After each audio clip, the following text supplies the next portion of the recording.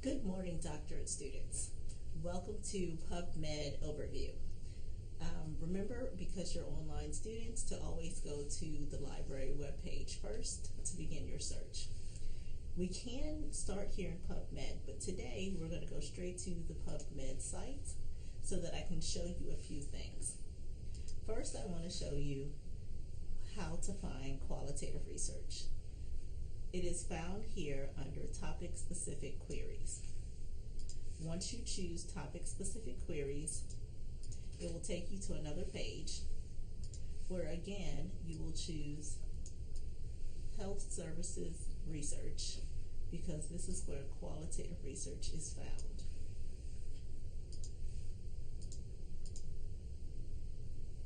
Now, once on this landing page, choose qualitative research. This way, PubMed knows you are looking for articles that are based in qualitative research, phenomenology, grounded theory, metasynthesis, anything in that area. So let's look up lupus. We're also not changing the scope from sensitive to specific. We'll keep it very broad.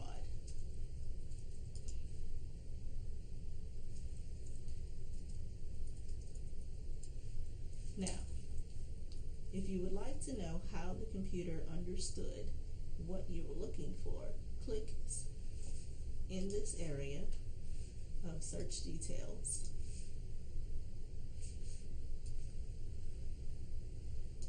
See more. This will show you how the computer understood what you were looking for. Now, in the lupus that I'm looking for, lupus vulgaris is not included. So we are going to remove that term.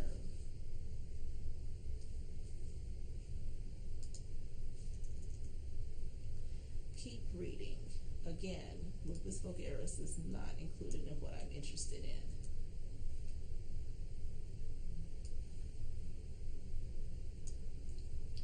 Notice that the main way they have understood qualitative research are interviews. If you're looking for something beyond interviews, for instance, focus groups, you have to add it into your search. So let's click on search because we've removed it, and that way it gets us to something different. Then we go back to advanced. We can still see the entire query, but we want focus groups. And so we will put focus groups into our search box. Remember to still change it to text word. That way you can always go straight to what it is that you need to find. And from here, click search. Because remember, we will do each term by itself.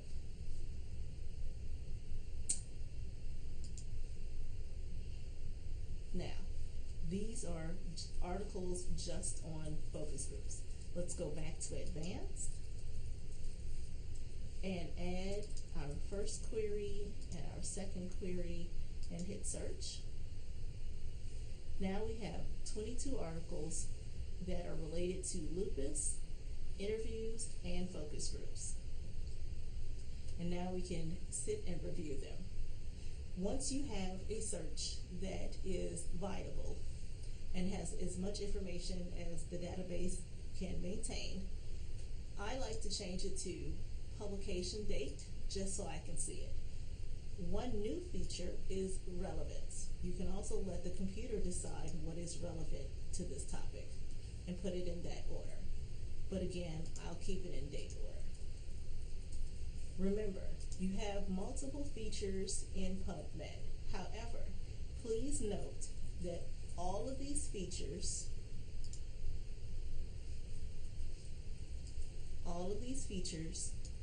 and these features, except for, let me change the color, except for date, you will lose the last 3 months at least of data. I'll show you. If we choose human, for instance, It goes from 22 articles. Oh, good, they're all still human. Let's see if we have a different filter that would reduce it.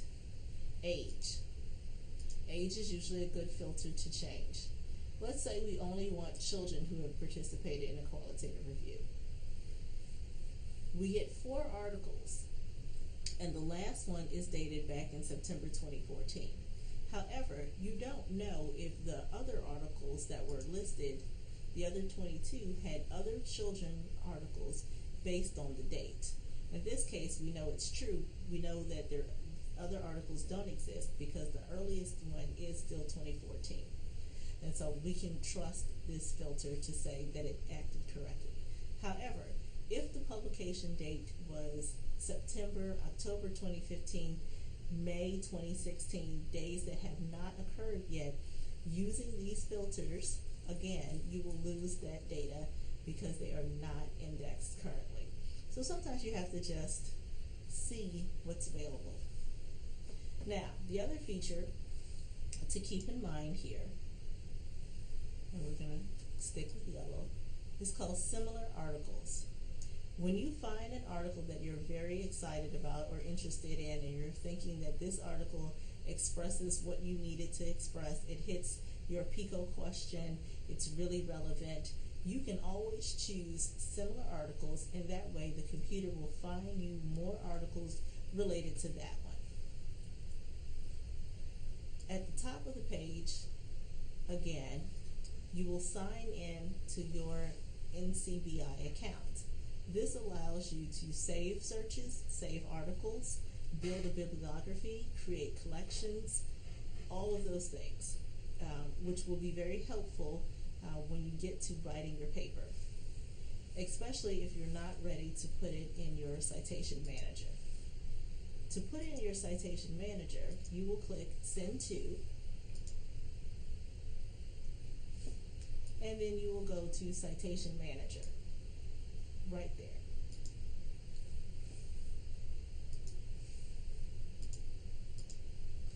And it tells you exactly how many articles will be downloaded to an external citation manager. You can choose up to 200 different articles. If you're doing a systematic review, eventually in the future, you will do them in chunks of 200. Yes, chunks of 200. For now, we'll sell at 50 because we have 22. You click Create File. On a Mac computer, it creates a citation at the very bottom of the screen where you will then find. You will then open up your EndNote, and in this case, we'll go through EndNote on the web so that you can see that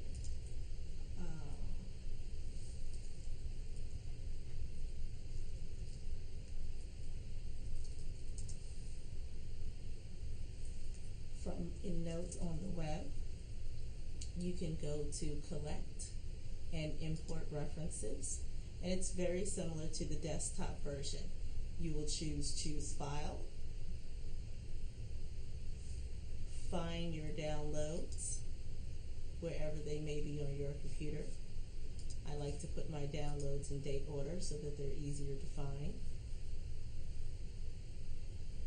And interesting.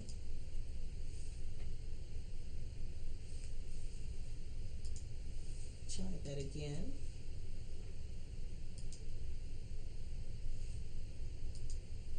There it is. Sometimes they just take a second. We have to be patient with our computers and our technology. It may not move as fast as we would like it to. There's my citation. You click Open. Now you will tell what database you found it. And of course we got it from PubMed in this case. And so we will scroll till we see PubMed. And we will choose a group. And I have lots of groups, so I am going to put this in the unfiled because I have no place I want it just yet. And click Import. Once it's finished importing,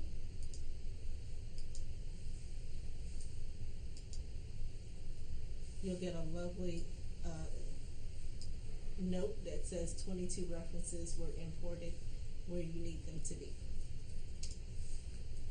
You can always go back to PubMed and see and continue searching.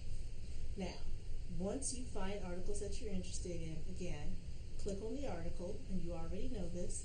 You can review the abstract, and if you don't want to review them one by one, you kind of like the idea of looking at everything on one page, you can change it from summary to abstract. And once you do that, then you'll be able to read all 22 abstracts on one page with a little bit of scrolling. You will also be able to see the mesh terms. If you're interested in getting some more vocabulary, you'll be able to see the mesh terms depending on how old or new the article is. You'll be able to see the keywords that they use. So if you're having trouble getting to more articles, looking at the keywords is very helpful. Looking at the mesh terms is very helpful so that you can see how the computer is really understanding the kind of search that you're looking to do and that you did. Once you find articles you like, because you are off campus, remember to always click on Find It at MUSC, and it will take you to a different landing page where it will pull the article if we have it available.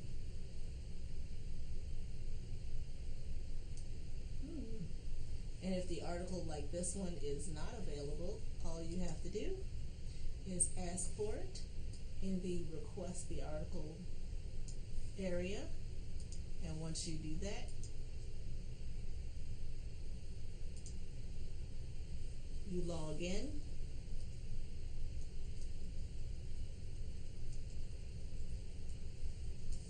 With your net ID and password, and then this page will populate all the information. Remember again to never, while you are in this program, do not pay for articles, do not request a rush service. Our ILL department gets things to students and faculty rather swiftly. It's unnecessary to pay for anything in that regard. Sometimes they use your net ID, so you have to change it over to your email address unless they're actually the same. And if you have any special comments and want to ask for something specific, here is where you would put it. Also remember to check this little box so that the article will find you. When that box is not checked, the computer will populate the same screen again and remind you, please check this box. And that is most of PubMed. Thank you very much.